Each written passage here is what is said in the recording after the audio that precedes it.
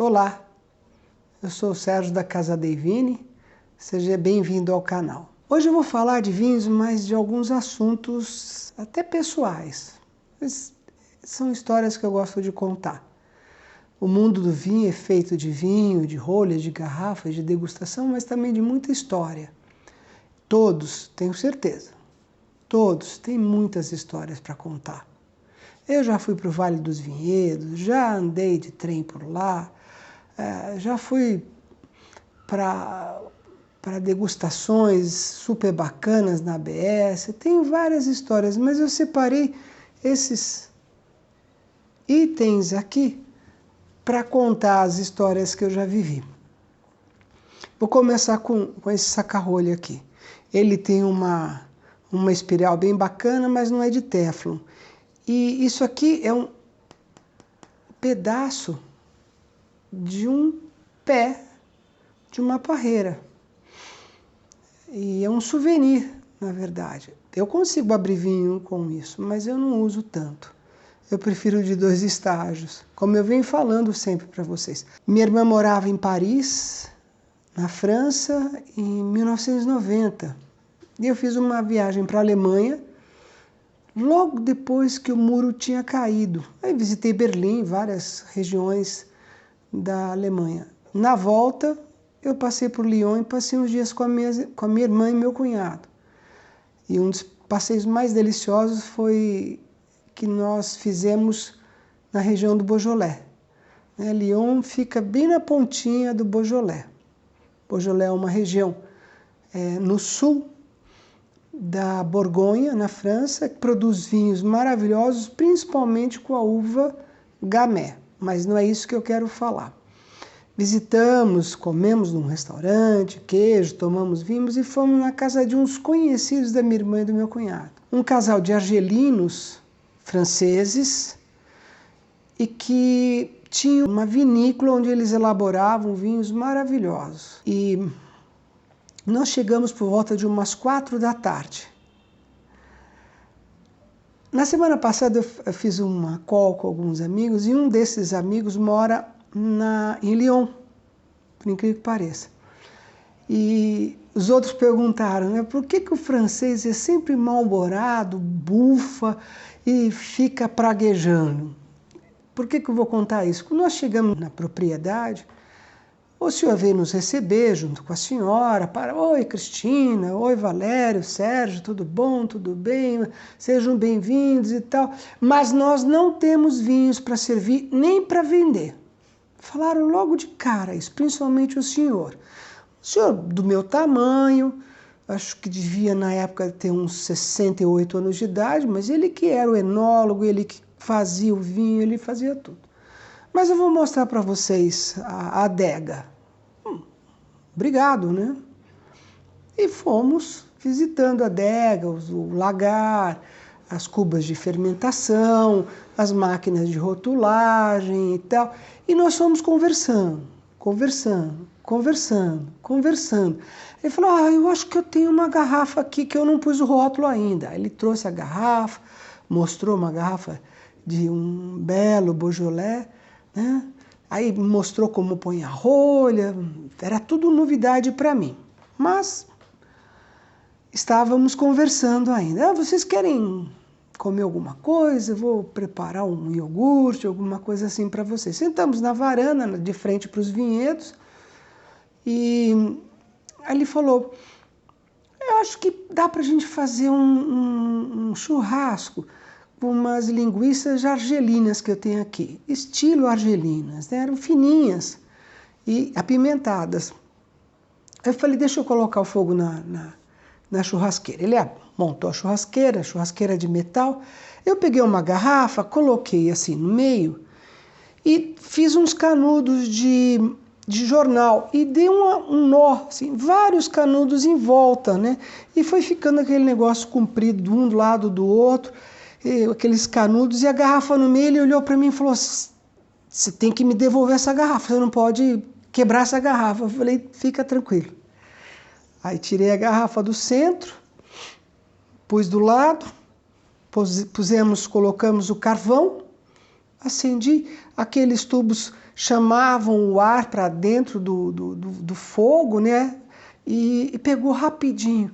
E não é que nós tomamos mais ou menos umas 6 garrafas de vinho naquela noite, ele não tinha nenhuma.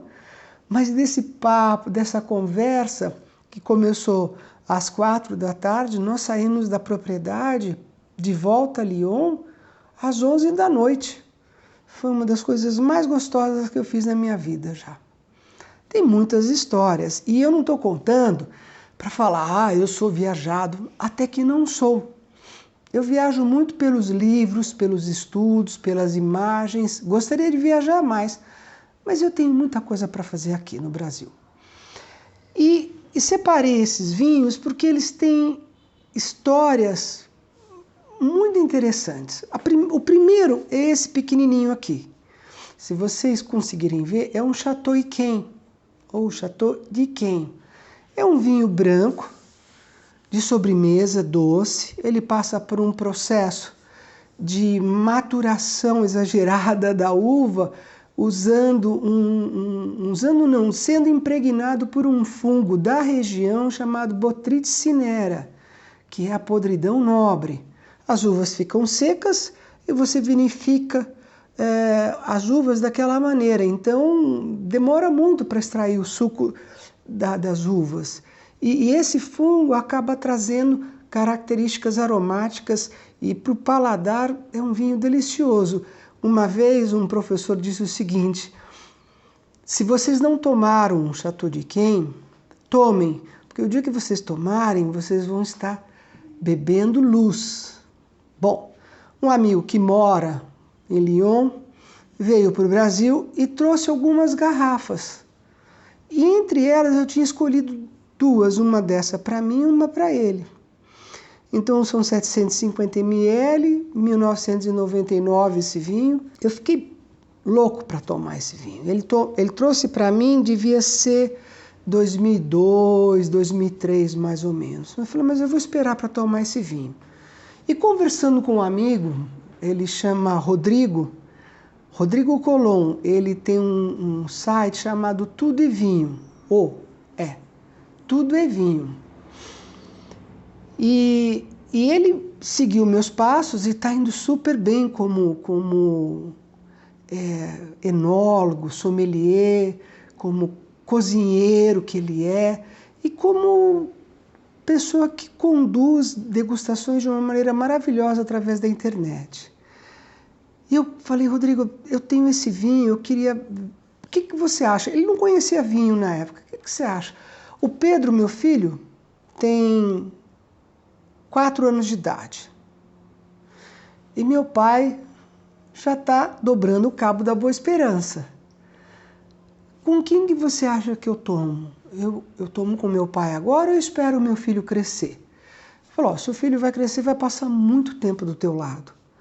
Já o teu pai, como você disse, ele está dobrando o cabo da esperança.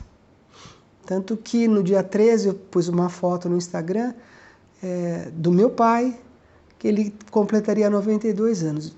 Muito bem, segui o conselho do Rodrigo. Fui para a casa do meu pai com meu filho, que já tinha uns 7, 8, 9 anos mais ou menos, e nós abrimos um Château Yquem.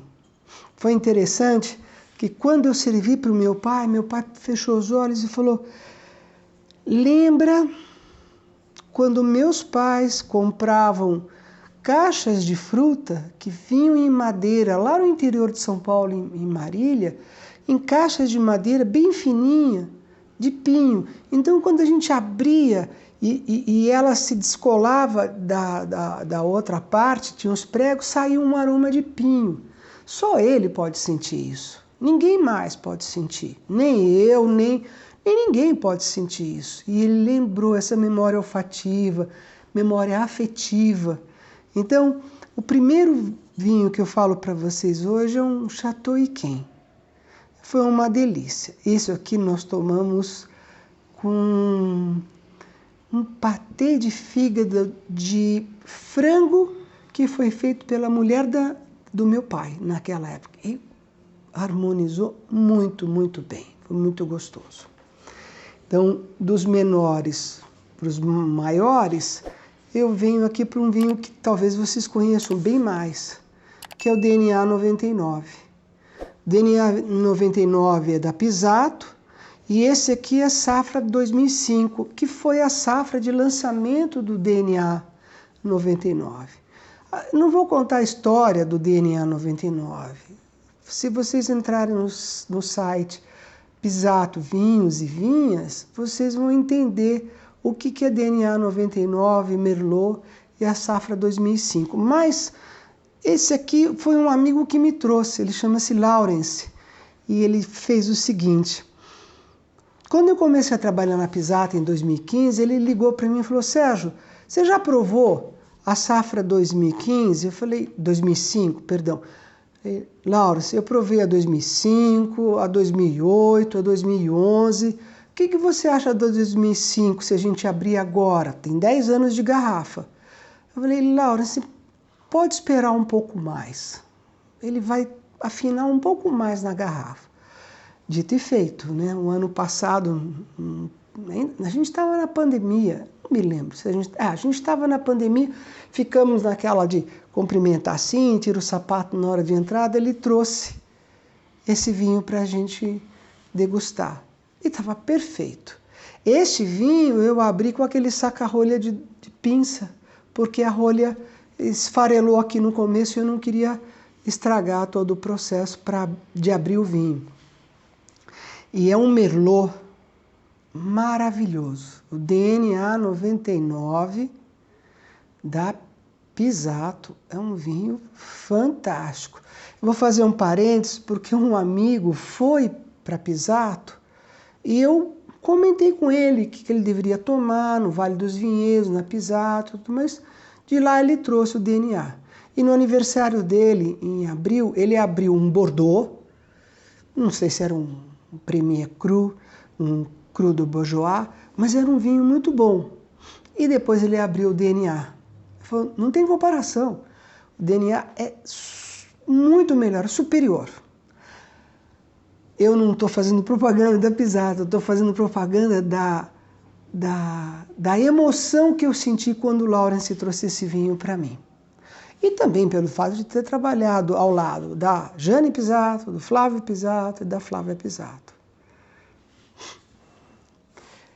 Dando sequência, esse comprido aqui. É difícil a gente achar esse tipo de Magnum em garrafa nesse estilo. Normalmente a Magnum parece mais com essa, só que um pouquinho maior.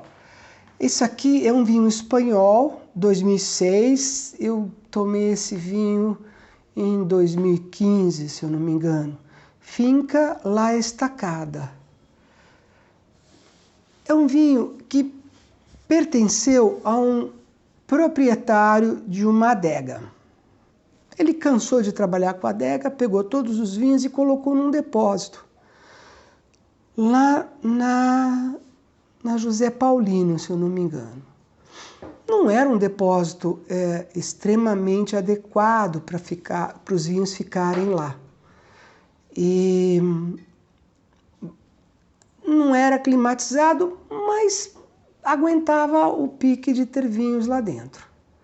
E um amigo que tinha contato com esse proprietário falou, Sérgio, eu estou aqui com 16 mil garrafas de vinho e vários rótulos para a gente experimentar e o que a gente gostar a gente pode pegar e vender.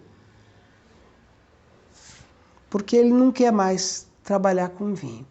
Então foi assim, um universo interessante. E foram 2 ou 3 dias abrindo uma garrafa atrás da outra e provando, e eu era o provador. Então, eu era o degustador. Então eu provava os vinhos. Escolhemos os nossos vinhos, fizemos a propaganda, fizemos uma lista, começamos a vender, começou a dar certo.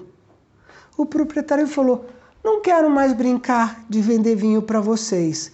Devolvam todas as garrafas, eu vou vender por conta própria e não vou repartir lucro com vocês.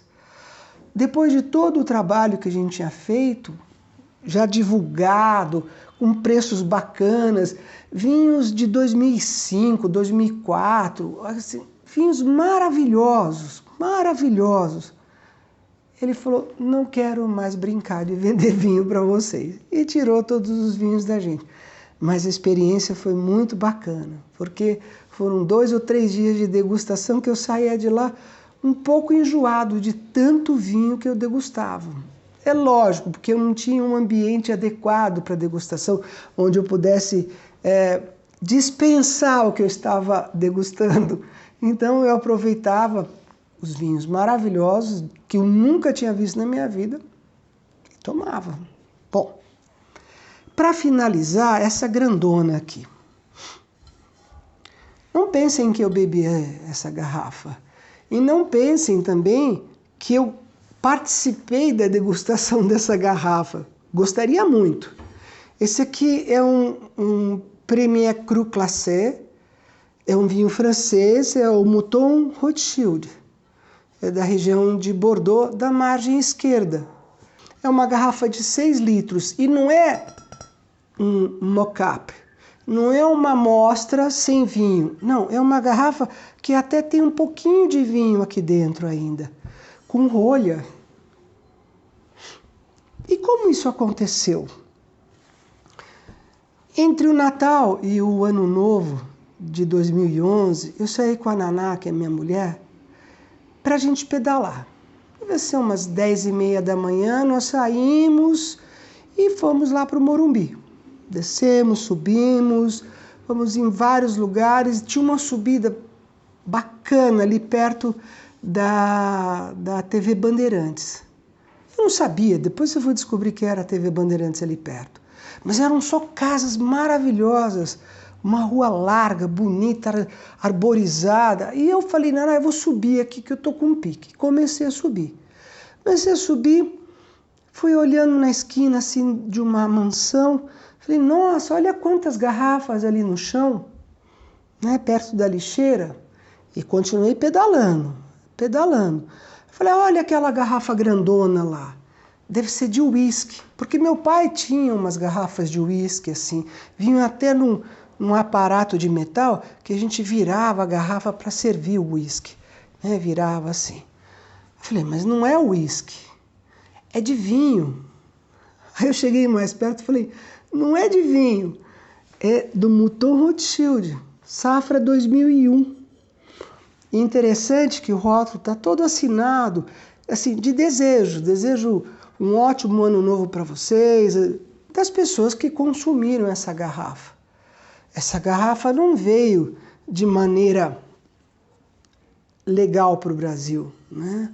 Não tem contrarótulo, não tem o certificado do MAPA aqui no Brasil, mas tem um contrarótulo das recomendações americanas em relação a degustar esse vinho. Então eu não sei como esse vinho entrou aqui, mas que ele entrou muito bem, ele entrou. E eu fiquei tão vidrado nessa garrafa que eu não prestei atenção nas outras, mas tinham várias outras garrafas maravilhosas, mas eu fiquei de olho nessa. Falei, bom, eu estou de bicicleta, eu não vou conseguir levar isso embora. Olhei do outro lado da rua, vi uma gurita, como algumas pessoas falam, né? Eu vi uma guarita, fui lá no guarda, falei, cara, será que você pode guardar essa garrafa para mim? Eu vou voltar para minha casa, pegar o carro e vir buscar essa garrafa. Falou, não entendo, né? Como é que alguém quer levar uma garrafa vazia para casa? Mas deixa aí. A gente correu para casa de bicicleta, pegamos o carro, fomos até o local onde estava essa garrafa. Eu dei uma grana pro guarda para ele ter guardado, acho que foi R$15. Naquela época o dinheiro valia ainda, né? E eu trouxe essa garrafa para cá. Então essas garrafas são as escolhidas para decorarem o meu balcão, onde eu ponho as minhas taças, os meus vinhos e as minhas coisas. Eu quis dividir isso com vocês, assim, porque história de vinho a gente tem de monte, mas poucas vezes a gente tem a habilidade de contar e também a habilidade de prender a atenção das pessoas com relação àquilo que você está contando. Isso, para mim, tem um significado muito grande. Essas garrafas vão me acompanhar para o resto da vida. Para vocês não tanto, mas vale a pena dividir essas histórias gostosas, né? Quisera eu ter participado da degustação dessa aqui. Esses 3 eu bebi, mas essa aqui eu só fiquei sonhando. Então, era isso que eu queria dividir com vocês. Uma boa noite e muito obrigado a todos.